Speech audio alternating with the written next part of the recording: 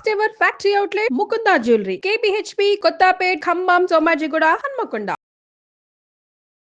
Welcome to Suman TV, నేనే మీ Suman TV Nag. Vedic astrology ప్రకారం కనుక మనం చూసుకుంటే కెరీర్ ఆస్ట్రాలజీ 2025లో ఎస్పెషల్లీ ఉగాది నుంచి కనుక మనం చూసుకుంటే మేషరాశి విమెన్కి ఏ విధంగా ఉండే అవకాశం ఉంటుంది, ఏ కెరీర్ వాళ్ళకి సెట్ అవుతుంది, ఆల్రెడీ కెరీర్లో సెలెక్ట్ అయినటువంటి వాళ్ళకి అంటే కెరీర్లో ఎవరైతే సక్సెస్ఫుల్గా రాణిస్తూ ఉన్నారో వాళ్ళకి ఏ విధంగా ఉండే అవకాశం ఉంటుంది అనేది ఈరోజు మనతో పాటు వేదిక్ ఆస్ట్రాలజర్ ఉమా గారు ఉన్నారు. అది వారి మాట్లాడి తెలుసుకుందాం. Hello sir. హలో నాగరాజ్ గారు. కెరీర్ ఆస్ట్రాలజీ ప్రకారం కనుక మనం చూసుకుంటే ఉమా గారు, ఎస్పెషల్లీ విమెన్కి కెరీర్ పరంగా చూసుకుంటే 2025 ఉగాది నుంచి ఏ విధంగా ఉండే అవకాశం ఉంటుంది? ఇప్పుడు మనం మాట్లాడుకునేటువంటి అంశము ఎస్పెషల్లీ కెరీర్ గురించి అండి. కెరీర్ ఆస్ట్రాలజీ నార్మల్గా చెప్పేటువంటి ఆస్ట్రాలజీ అన్ని ఆస్పెక్ట్స్ ఆఫ్ లైఫ్ గురించి చెప్తుంది. కెరీర్ ఆస్ట్రాలజీ వాళ్ళు చేసేటువంటి వృత్తిని ఎస్పెషల్గా ఫోకస్ చేసి చెప్పేటువంటిది కెరీర్ ఆస్ట్రాలజీ. అయితే ముఖ్యంగా ప్రతి ఒక్కరూ జీవితంలో ఎందుకు పుట్టారో, నేను ఎందుకు పుట్టానో తెలుసుకోవాలి, ఇంకొక జన్మ రహస్యం ఏమిటో తెలుసుకోవాలని ఉంటుంది. ఆ జన్మ రహస్యం తెలుసుకునేటువంటి గ్రహాన్ని ఆత్మకారక గ్రహము అని జ్యోతిష్ శాస్త్రం వేదిక ఆస్ట్రాలజీ చెబుతోంది. నేను పుట్టి ఏ పని చేయడం కోసం నేను పుట్టానో, ఏ పని చేస్తేనే సక్సెస్ అవుతాను, అదే కెరీర్ అండి. ఆ కెరీర్ కోసం మనం ఏం పని చేయాలో తెలుసుకోవడానికి, ఎటువైపు వెళ్తే సక్సెస్ అవుతానో తెలుసుకోవడం కోసం చెప్పేదే అమాత్య కారక గ్రహము. అయితే ఈ అమాత్య కారక గ్రహంతో పాటు ఇండివిజువల్ చార్ట్లో హోరోస్కోప్లో 2nd, 6th and 10th లార్డ్ను అనుసరించి కొన్ని గుణాలను జ్యోతిష్ శాస్త్రం చెప్పింది. అయితే అవి సత్వ, రజస్, తమో గుణాలు, పైగా సర్వగుణంతో సహా. ముందుగా సత్వగుణం అనుకోండి. సత్వగుణంలో ఎక్కువగా బ్రెయిన్ యాక్టివిటీ, తెలివితేటలతో ఎక్కువగా పనిచేసేటువంటి వృత్తులు ఎక్కువగా ఉంటాయి. ఫిజికల్ యాక్టివిటీ తక్కువగా ఉంటుంది. ఎగ్జాంపుల్ టీచర్స్ అవ్వచ్చు, ప్రొఫెసర్స్ అవ్వచ్చు, పిహెచ్డి చేసిన వాళ్ళు అవ్వచ్చు, లేకపోతే ప్రవచనకర్తలు అవ్వచ్చు, పురాణాలు చెప్పేవాళ్ళు, ఆస్ట్రాలజర్స్ అవ్వచ్చు, లేకపోతే శాస్త్రవేత్తలు, సైంటిస్టులు అవ్వచ్చు, తత్వవేత్తలు అవ్వచ్చు, లేకపోతే కూర్చుని చేసేటువంటి చార్టెడ్ అకౌంటెంట్స్ అవ్వచ్చు. కూర్చుని చేసేటువంటి పనులు ప్రతి ఒక్కరూ కూడా ఈ సత్వగుణానికి సంబంధించిన వాళ్ళు. అంటే వాళ్ళు ఫిజికల్ యాక్టివిటీ పెద్దగా ఉండదు, ఓన్లీ తెలివితేటల మీద కూర్చుని పనిచేసేటువంటి వృత్తుల్లోకి వాళ్ళు వస్తారు. వాళ్ళని సత్వగుణ సంపన్నులు అంటారు. ఇంకా రెండవది రజోగుణ సంపన్నులు. వీళ్ళు బ్రెయిన్ యాక్టివిటీతో పాటు ఫిజికల్ యాక్టివిటీతో సహా ఖచ్చితంగా చేయాల్సి వస్తుంది. వీళ్ళల్లో పోలీస్ ఆఫీసర్స్ ఎక్కువగా ఉంటారు, సాఫ్ట్వేర్ ఇంజనీర్లు ఎక్కువగా ఉంటారు, తర్వాత చెప్పాలంటే పొలిటీషియన్స్ ఎక్కువ మంది కనబడుతూ ఉంటారు. తర్వాత చెప్పాలంటే రియల్ ఎస్టేట్ వ్యాపారస్తులు ఇందులోనే ఉంటారు, బిజినెస్ మ్యాగ్నెట్స్ ఇందులోనే ఉంటారు. తర్వాత ఇంకా ఫిలిం ఇండస్ట్రీలో పనిచేసే వాళ్ళు, బ్రెయిన్ అండ్ ఫిజికల్ యాక్టివిటీ రెండింటితో సహా చేసేటువంటి టాప్ యాక్టర్స్ అందరూ కూడా ఇందులోనే, ఈ యొక్క రజోగుణ సంపన్నుల్లోనే వాళ్ళు ఉంటారు. ఈ రజోగుణ సంపన్నులు ఎక్కువగా సక్సెస్ అవ్వడానికి ఛాన్సెస్ ఎక్కువగా ఉంటాయి, బికాస్ రెండిటి యాక్టివిటీ కూడా ఎక్కువగా ఉంటుంది కాబట్టి. ఇక మూడవది తమోగుణ సంపన్నులు. ఈ తమోగుణ సంపన్నులు ఇంకా బ్రెయిన్ యాక్టివిటీ చాలా తక్కువగా ఉంటుంది, ఫిజికల్ యాక్టివిటీ చాలా ఎక్కువగా ఉంటుంది. ఉదాహరణకి కార్మికులండి, కర్మాగారాల్లో పనిచేసేవాళ్ళు, ఇండస్ట్రీస్లో పనిచేసేవాళ్ళు, ఫ్యాక్టరీస్లో పనిచేసేవాళ్ళు, టెక్నీషియన్స్ అవ్వచ్చు, చిన్న చిన్న ఆఫీస్ బాయ్స్, తర్వాత క్లర్క్స్ అవ్వచ్చు, లేకపోతే అసిస్టెంట్స్ అవ్వచ్చు, చిన్న చిన్న వర్కర్లు, లేకపోతే ఎక్కువగా జైల్లో పనిచేసే వాళ్ళు, డ్రైవర్సు, లేకపోతే ఇంకా అలా కష్టాన్ని నమ్ముకున్న రైతులు, వీళ్ళందరూ కూడా తమోగుణానికి సంబంధించిన వాళ్ళు. వీళ్ళకి కంప్లీట్గా ఇంకా వాళ్ళ కష్టం మీదే బ్రతకాలి, కష్టం మీదే ఆధారపడి ఉంటారు. ప్రతి వాళ్ళు మనకి నిత్యం మనం కనిపించే మన జీవితంలో మనం బయట చూసేటువంటి కష్టాన్ని నమ్ముకునే చిన్న చిన్న ఆటో వర్కర్లైనా, లారీ తోలుకునే వాళ్ళైనా, బస్ డ్రైవర్స్ అయినా, లేక కూలి పనికి వెళ్ళే వాళ్ళైనా, వీళ్ళందరూ కూడా తమోగుణానికి సంబంధించిన వాళ్ళు. వాళ్ళ కష్టం మీదే వాళ్ళు బ్రతకాలి. ఇక నాలుగవది సర్వగుణ సంపన్నులండి. వీళ్ళు చాలా ఇంపార్టెంట్. ఎందుకనంటే వీళ్ళకి సత్వ, రజస్, తమో గుణాలు మూడు కూడా వీళ్ళకి క్యాపబిలిటీ ఉంటుంది. అవసరం బట్టి వాళ్ళు తెలివితేటలతో అయినా పనిచేయగలరు, ఫిజికల్ యాక్టివిటీతో అయినా పనిచేయగలరు. రెండూ కలిపి కూడా వాళ్ళు వర్క్ చేసేటువంటి కెపాసిటీ వీళ్ళలో ఉంటుంది. ఎక్కువ మంది సర్వగుణ సంపన్నులు ఫిలిం ఇండస్ట్రీలో మనకి కనబడుతూ ఉంటారు. ఒక గొప్ప యాక్టర్ యాక్టింగ్ చేస్తూనే బిజినెస్ చేయడము, దాంతోపాటు కొన్ని వ్యాపార సంస్థలు నడపడము, ఎంతోమందికి పని ఇవ్వడము లాంటివి ఎన్నో రకరకాలైనటువంటి వృత్తుల్లో ఉండి మల్టిపుల్ సోర్స్ ఆఫ్ ఇన్కమ్ సంపాదిస్తూ ఉంటారు.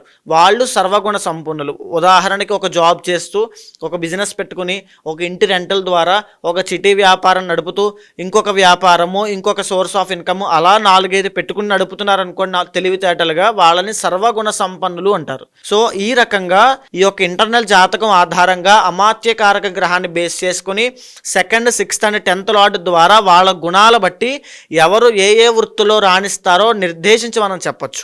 మేషరాశి ఆడవారు ఏ గుణానికి సంబంధించినటువంటి వారు, at the same time career పరంగా వాళ్ళకి ఏ విధంగా ఉండే అవకాశం ఉంటుంది ఏజ్ని బట్టి, అంటే 20 నుంచి 50 వరకు కనుక మనం చూసుకుంటే? ఎక్కువగా మేషరాశి స్త్రీలు మనం మాట్లాడుకుంటున్నాం కాబట్టి వాళ్ళ రజోగుణానికి సంబంధించిన వాళ్ళండి. రజోగుణము అండ్ సర్వగుణం కూడా చాలామంది జాతకాల్లో ఉంటుంది. ఎందుకనంటే లగ్నాధిపతి కుజుడు అవుతాడు, సెకండ్ లార్డ్ శుక్రుడు, మళ్ళీ 6th లార్డ్ బుధుడు అవుతాడు, 10th లార్డ్ శని అవుతారు. దీనివల్ల రజోగుణము సర్వగుణము రెండూ వీళ్ళకు ఉంటాయి. ఎక్కువగా ఫిజికల్ యాక్టివిటీకి సంబంధించిన పనులన్నీ వీళ్ళకు చాలా చాకచక్యంగా వీళ్ళు చేయగలరు. ఎలాంటి ఫిజికల్ యాక్టివిటీ ఉన్నదాన్నైనా చేయగలరు. అలాని బ్రెయిన్ ఉండదా అంటే కాదు. వీళ్ళు అమోఘమైన తెలివితేటలు ఉన్నటువంటి స్త్రీలు. 6th లార్డ్ బుధుడు అవుతాడు కాబట్టి చాలా బిజినెస్ టెక్నిక్స్ వీళ్ళకి తెలుస్తూ ఉంటాయి. కమ్యూనికేషన్, ఎలా మాట్లాడాలి, ఎక్కడ తెంపాలి, ఎక్కడ కొనసాగించాలో కూడా వీళ్ళకి బాగా తెలుస్తుంది. అదేవిధంగా 10th లార్డ్ శని అవుతాడు కాబట్టి ఎలాంటి పరిస్థితుల్లో అయినా అవసరమైతే కింద స్థాయిలోకి వచ్చి పనిచేసి కష్టపడి మళ్ళీ పైకి వచ్చి సింహాసనం మీద కూర్చుని ఏలగలిగేటువంటి తెలివితేటలు, ఆ సామర్థ్యము వీళ్ళకు ఉంటుంది. ఈ సర్వగుణ సంపన్నులు కాబట్టి, సెకండ్ లార్డ్ కాబట్టి చాలామంది రజోగుణ సంపన్నులు కాబట్టి వీళ్ళు సినిమా ఇండస్ట్రీలో బాగా రాణించగలుగుతారు. వీళ్ళ యొక్క ముఖ కవళికలు కానీ, ఆ ఎక్స్ప్రెషన్స్ కానీ, లేకపోతే వీళ్ళు మాట్లాడే విధానం కానీ చాలా ఆకట్టుకునే విధంగా అట్రాక్టివ్గా ఉండే అవకాశం చాలా ఉంటుంది.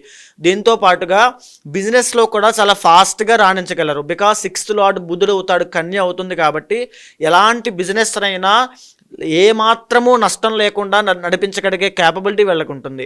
దశమాధిపతి శని అవుతాడు. ఒక ఇండస్ట్రీలో పనిచేయగలరు, ఆ ఇండస్ట్రీని నడిపించగలరు, తరువాత చిన్న చిన్న ఉద్యోగాలు చేయగలరు, అవసరమైతే పెద్ద స్థాయిలో వీళ్ళు వెళ్ళగలరు. ఎలాంటి దాన్నైనా వీళ్ళు చేయగలిగే సామర్థ్యము ఈ యొక్క మేషరాశి స్త్రీలకు అద్భుతంగా ఉంటుంది.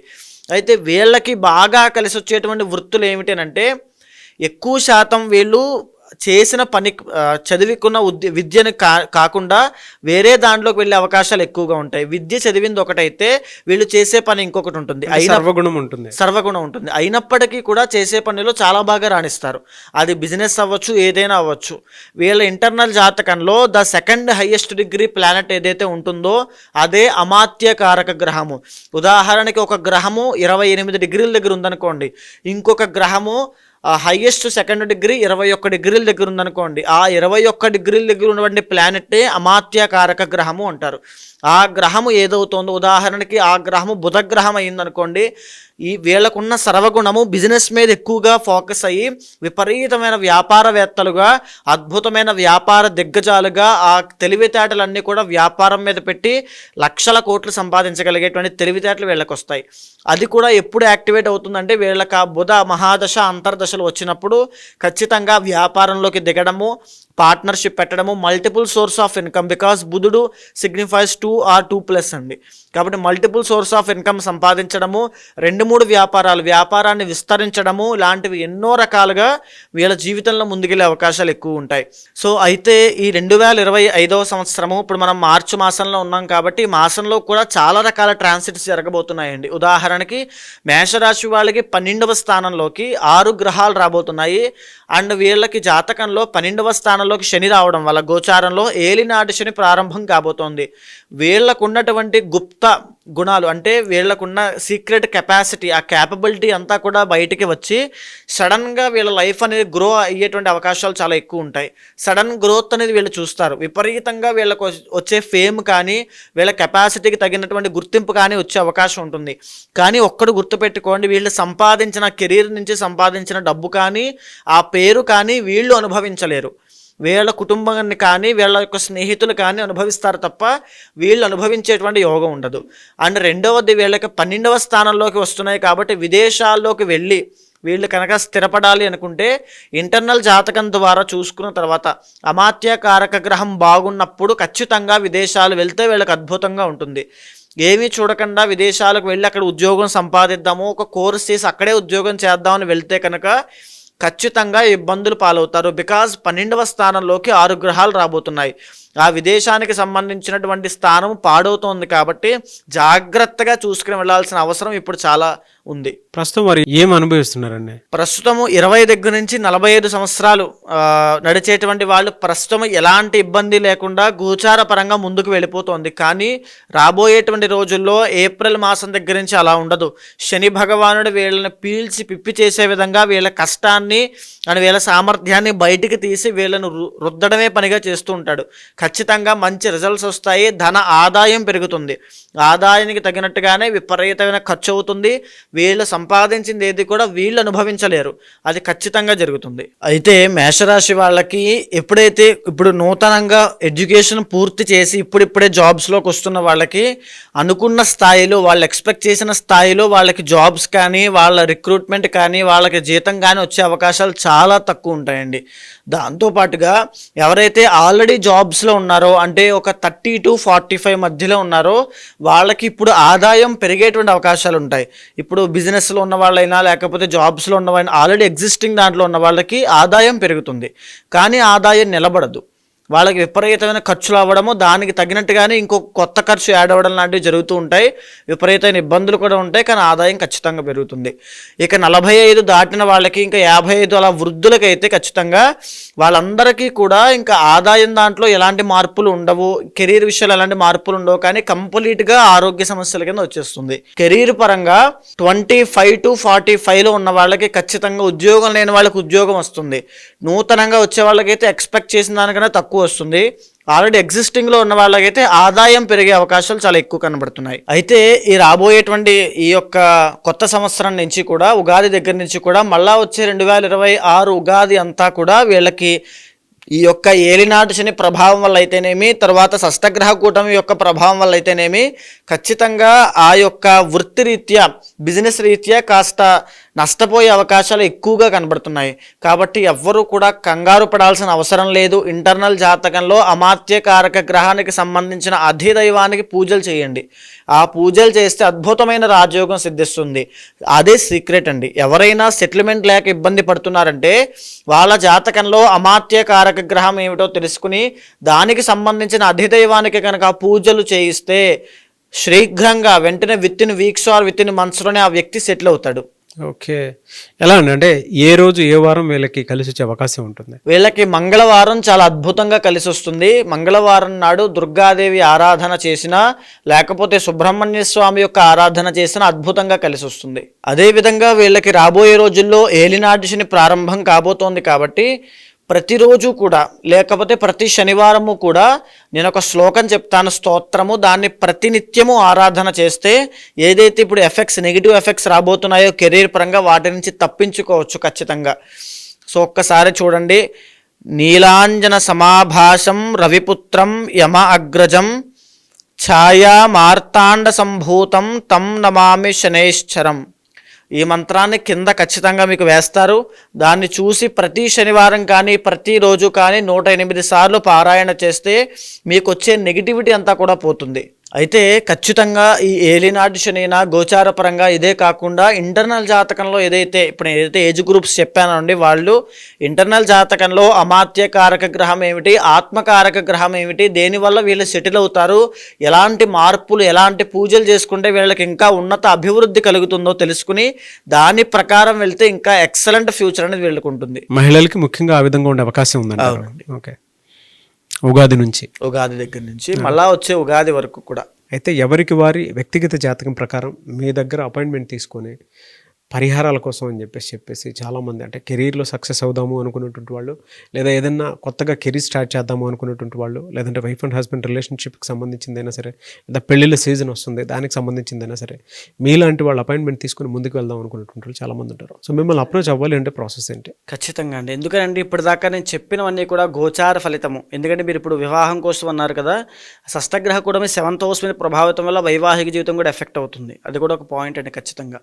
సో అలాంటి వాళ్ళు ఎవరైనా సరే ఇండివిజువల్ జాతకం తప్పకుండా చూసుకోవాలి. కంపాటబిలిటీ అవ్వచ్చు, వాళ్ళ దశ అంతర్దశలు D1, D9, D10 చార్ట్, సమాత్య కారక గ్రహము, ఆత్మకారక గ్రహం ఇవన్నీ చూసుకోవాలి.